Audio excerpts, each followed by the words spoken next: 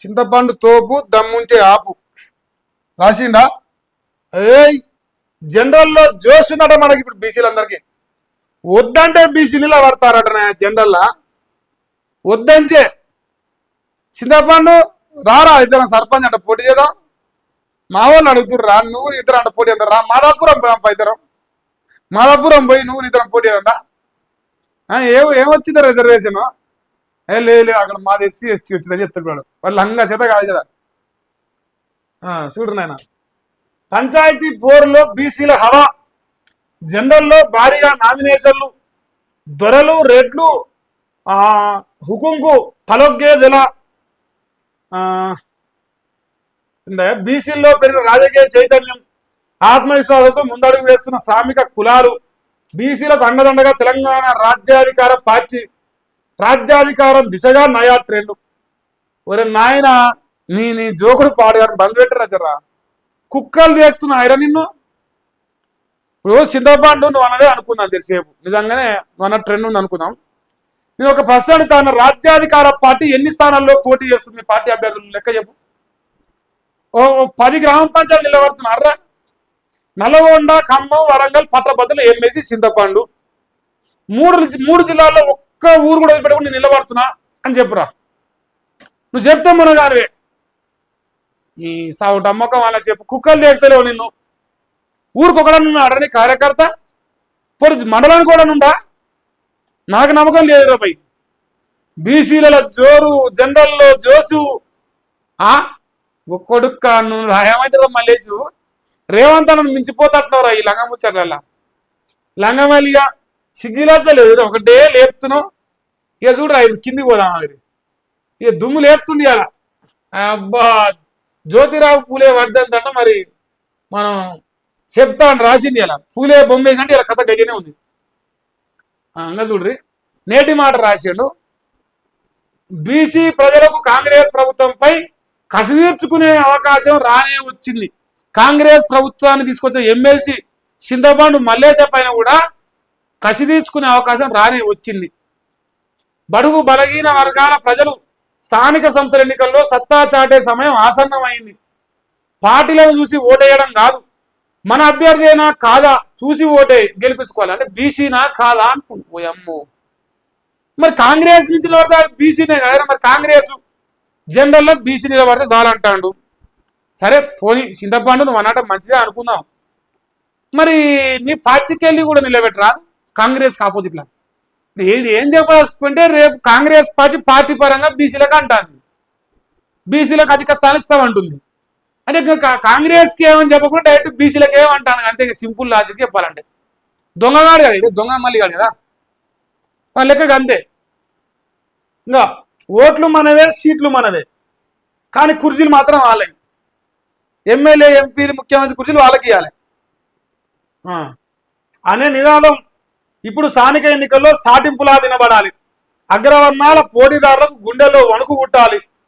దొరలు పెత్తందారులంతా తోకలు ముడవాలి. సన్నాసి నా కొడుక, ఈ బీసీల పైన పెద్ద కుర్చీలో కూర్చున్నాడు వాడేరా. పెద్ద కుర్చీలో కూర్చున్నాడు దొరగారే. నువ్వు గెలిపిస్తే దొరలే. వెంకటన్న, జానన్న, ఉత్తమన్న, పొంగులేటి సీనన్న, మల్లెడ్డి రంగన్న, యశస్వి రెడ్డి అక్క వాళ్ళే కూర్చున్నారు పెద్ద కుర్చీలా. ఈ కింద 170 గ్రామాలు, 180 గ్రామాలు, 150 గ్రామాలు ఉంటే వాళ్ళందరికీ పెద్ద మనిషి వాడే కదరా. వాళ్ళందరూ పెద్ద మనిషి దొర కదా. నీ లజ్జ తప్పిన మొక్క చెప్పు. లజ్జలేని గాడిది.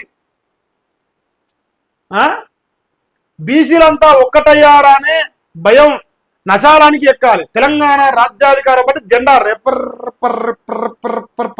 రెప్పరంటావు కొడుక్క. నాయన మీ జోకుడు వద్దురా. ఎడరెప్పరెప్పమంటుందిరా. నా గణపల్లి నీ రెప్పరెప్ప. సర్పంచ్ ఎన్నికల నుండే బోని కొట్టాలి. అరే ఓ పని చేయరా, చింతపండు నువ్వు పోటీ చేయి. నువ్వు పోటీ చేయరా సర్పంచ్కి. లేకపోతే నా రాజ్యాధికార పార్టీకి వెళ్ళి 12,728 గ్రామాలలో నేను నిలబెడుతున్నా, నా అభ్యర్థి ఉంటారని ప్రమాణం చేసి ఇవ్వాలని తిను. యాదగిరి పోయి నీలంగా మోకాలు చెప్పు. మండలానికి ఒకరన్నా నిలబడుతున్నా. నీ పార్టీకి వెళ్ళి మండలానికి ఒకరన్నా. యూట్యూబ్ లో పెట్టిన పార్టీ ఎట్లా నిలబడతారా? యూట్యూబ్ లో నిలబడాలి. నిలబడితే ఇప్పుడు యూట్యూబ్ లో నా పార్టీలోకి వెళ్ళి 12,728 మంది నిలబడరు అని రాస్తాడు. నిలబడ్డట్టే ఇక రాజ్యాధికార పార్టీ. ఏదో బీసీలకు వెళ్తే వాళ్ళంతా నా పార్టీ అంటాడు. ఇప్పుడు వాళ్ళంతా చెప్తాడు. ఎందుకంటే దాని పార్టీ సింబల్ లేదా? ఈ బీసీలంతా గెలిచిరు, వీళ్ళంతా నా వాళ్ళే గెలిచిరు. బజార్లా ఏమంటారు నాకు వస్తున్నాయి కానీ కొన్ని కొన్ని ఉంటాయి మళ్ళీసా, చెప్పకూడదు అట్లాంటివి. నియాసోటి కుక్కలకు వాడచ్చు అన్ని. సర్పంచ్ ఎన్నికల నుండి బోని కొడతాడు కాక, రేపరేపలు ఆడిస్తాడ. 2-3 పోటీదారుల్లో బీసీలు ఉంటే మంచి వ్యక్తికి మద్దతు ఇవ్వండి. ఎవరు లేడు కానీ మరి మంచోడు, ఎవరు లేడు మంచోడు చూద్దామన్నా దొరుకుతాడు. మా మల్లేష్ ఏం చెప్పిండా, 2-3 వ్యక్తులు పోటీదారులు బీసీలు ఉన్నప్పుడు మంచోడు చూసి మద్దతు ఇవ్వమంటాను. ఇప్పుడు నేను నిన్న కాంగ్రెస్ పార్టీ 6 గ్యారెంటీలు ఇచ్చిందే. ఈ అన్నిట్లో కాంగ్రెస్ అటర్ ఫ్లాప్ అయింది. ఫ్లాప్ అయితే నేనేమన్నా మన తరఫున ఎవరన్నా వ్యతిరేకత చూపిస్తానికి, కాంగ్రెస్ ప్రభుత్వం పైన వ్యతిరేకత చూపిస్తానికి ఒక అభ్యర్థి నిలబెడదామని అనుకున్నా. మన వాళ్ళు ఉండి మరి నువ్వు నిలబడితే ఏమవుతున్నాను. ఇక నేను సరే పాటు మీ ఆశ ఎందుకు అని చెప్పేసి నేను ఒక పోల్ పెట్టినా. సో మెజార్టీ ప్రజలు ఏమన్నారంటే మహేష్ గారి నిలబడితే బాగానే ఉంటుంది అన్నారు. కానీ నా శ్రేయోభిలాషులు అందరూ కలిసి ఒక మాట చెప్పారు నాకు. ఇప్పుడు మనం పెద్దగా పోయినాక అంటే ఒక స్థాయికి పోయిన తర్వాత కిందికి చూడం కదా, కిందికి దిగం కదా. సో జీవితంలో మనిషి అంటే కింది నుంచి పైకి వద్దామని పైనుంచి కిందికి రారు కదా. సో మనం మన రాజన్నతోనే దిగాలి. పోటీ ఉంటే రాజన్నతోనే ఉండాలి. బరాబర్ రాజన్ననా నేనా, రాజన్న దొరన మహేష్ గాడ్సేన చూసుకుంటే బాగుంటుంది కానీ కిందికి దిగొద్దని శ్రేయోభిలాషులు చెప్పారు. సరే పట్టని నేను కూడా రిజర్వేషన్ ఏందని అనుకుంటే జనరల్ మహిళ వచ్చింది. ఇంకా మంచిగా సరే మహిళలకు అవకాశం దొరికింది కదా బాయ్, మరి మనకు లేకపోతే లేకపోతే జనరల్ వచ్చింది. మరి జనరల్లో ఎవరైనా రెడ్డి గారు నిలబడుతురా, రెడ్డి గారి కుటుంబంకి వెళ్ళని చెక్ చేసిన మా స్వగ్రామంలో. ఇప్పటి వరకు నామినేషన్ మొత్తం బీసీలో ఉన్నారు.